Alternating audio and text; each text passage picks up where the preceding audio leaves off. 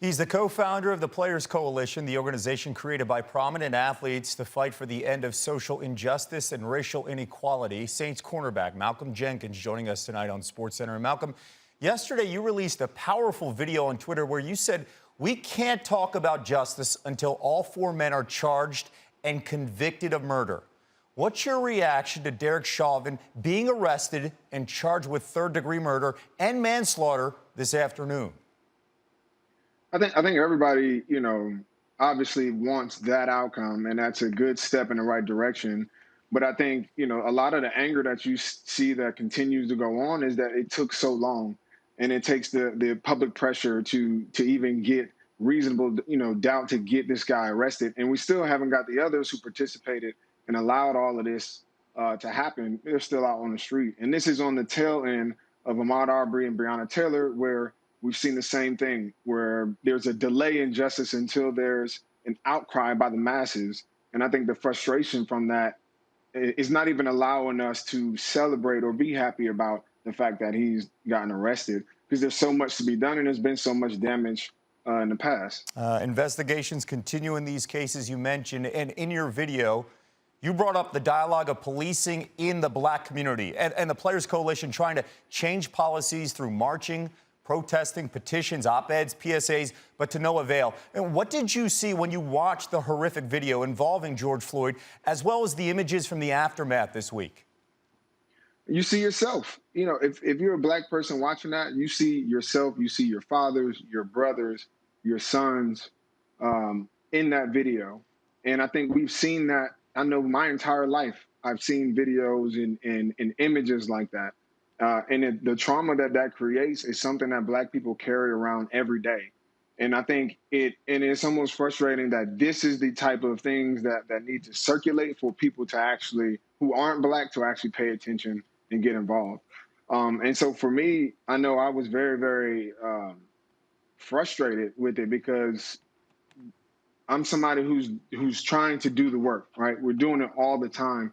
And then to see it continue and not be met with this swift kind of condemning was very, very frustrating, almost made me feel powerless. But I think it's up to us to continue to fight. But I think it also sheds the light that this isn't a black problem.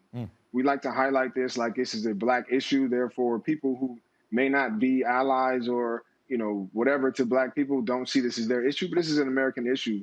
And more importantly, this is a white issue that I think is perpetuated on black people. Racism is usually in our country has been a one-way street. And so when we talk about these issues, it has to be everybody involved. It can't just be black people, who are fighting against the police. This is an American issue that everybody should take offense. These are citizens that are being killed by the people that we put in place to protect us. And until that is rectified, not only, until that's rectified, we won't be able to get rid of the system that allows that to happen. We'll continue to just mourn these one deaths and try to get justice for these singular events. But we have to start looking at a way to change policing in general across the country to make sure that these things that have happened for generations and generations don't continue. We just saw in the Jeremy Schaap piece, and you mentioned white players.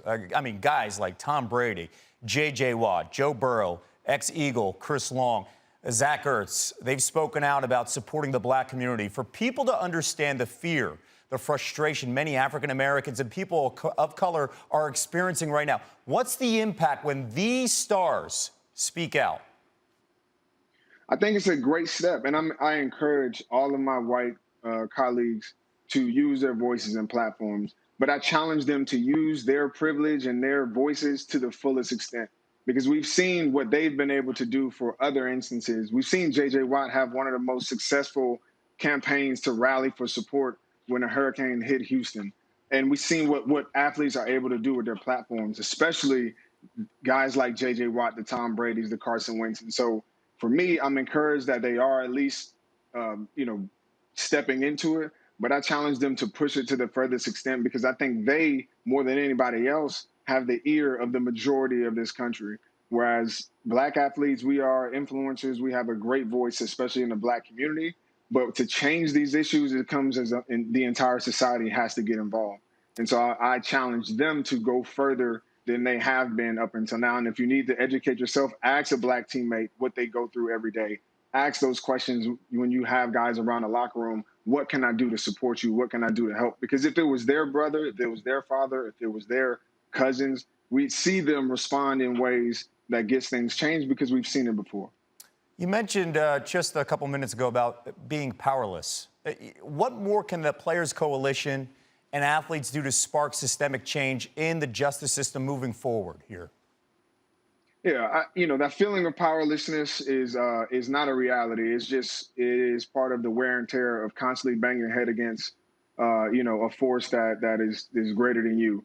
And I think for us, we continue to look at where we can have success. And I think as athletes, we have a platform unlike anybody else where we can convene minds and people from all over.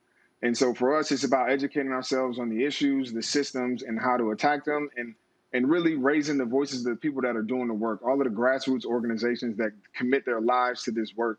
It is up to us to bring their voices to the forefront and have this dialogue and conversations and these action items on a larger stage that are reaching, society. Because sports is where some people like to go to escape from society, and we cannot allow people to escape from these issues. We've done that for generations and generations, and we won't allow it anymore. Well said, Malcolm. We appreciate you sharing your thoughts and helping us better understand. Thank you so much. Thank you for watching ESPN on YouTube. For live streaming sports and premium content, subscribe to ESPN+.